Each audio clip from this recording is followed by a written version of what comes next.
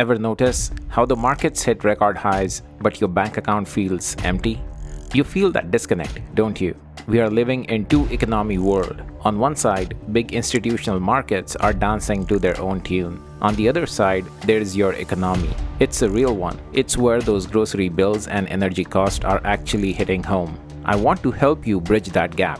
We are going to decode why the markets are cooling off right now. Better yet, I'll show you how to become your own analyst. You'll learn to track the ground truth signals in your neighborhood. These indicators reveal the real economic picture long before the official reports do. Let's dive in. So let's talk about the inflation and why this market pullback is happening.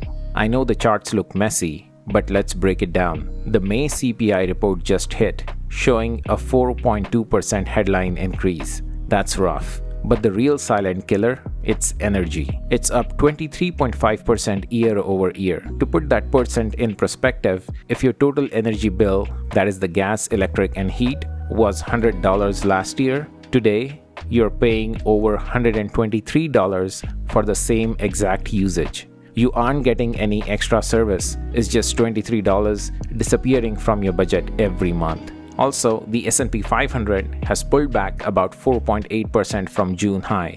On Wall Street, they call this a healthy technical correction. It's just their way of saying the market's clearing out the excess baggage. But you need to spot the difference between a dip and a crash. Healthy pullbacks are usually where the best trends get started again. So, what explains the sudden pullback? Think of it as a perfect storm. Geopolitically, the Strait of Hormuz is causing massive tension. The situation is incredibly volatile, and it's fueling fears of supply shock. Then, we have got the SpaceX IPO on June 12th. It's the largest in history, a $75 billion raise. Investors are dumping other stocks to free up cash for it. That's why you're seeing this liquidity drain and all the extra volatility. Now, it's time to look past the headline numbers to talk about what I call your personal recession indicator. These are the real-world signals that show how your neighborhood is actually faring. The ground truth the official reports often miss. To get a clear picture of this, there are three specific street-level indicators you need to watch out for. Let's begin with the first one, the lipstick index. It's a classic behavioral signal. When things get tight, people pivot to small luxuries like premium coffee to keep their morale up.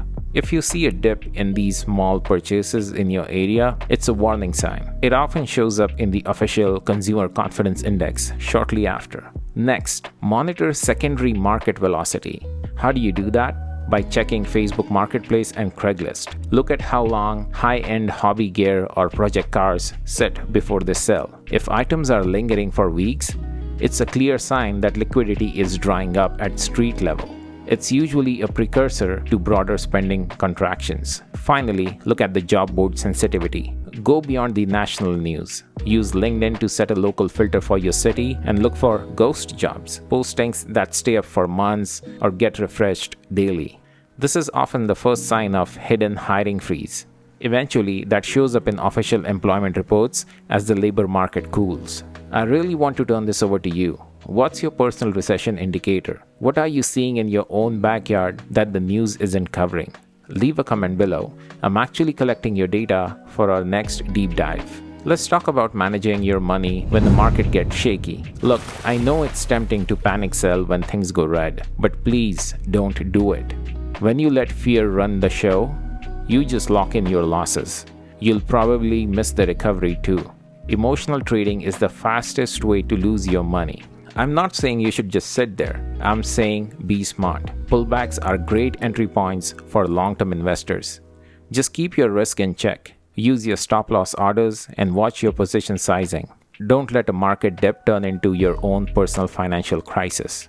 We have got the SpaceX IPO now, so expect some more fireworks. My advice, choose patience over FOMO. The best trades aren't the one you make in rush. They are the ones you make with total conviction while everyone else is distracted by the noise. To wrap this up, remember that the market's technical pullback and that sinking feeling in your gut are both real. They aren't mutually exclusive. The market is just reacting to liquidity events and geopolitical shocks. You're just reacting to the cost of living. And don't let the institutional noise mess with your head. Focus on your own foundation. Watch your liquidity, your cash flow, and your long-term goals. While the market finds its feet, you focus on what you can control. And for the third point, I have put a ground truth sheet in the description. It links to the weekly jobless claims and the consumer confidence index. You can track the same data the pros use. Download, bookmark, whatever you feel will give you easy access to this data.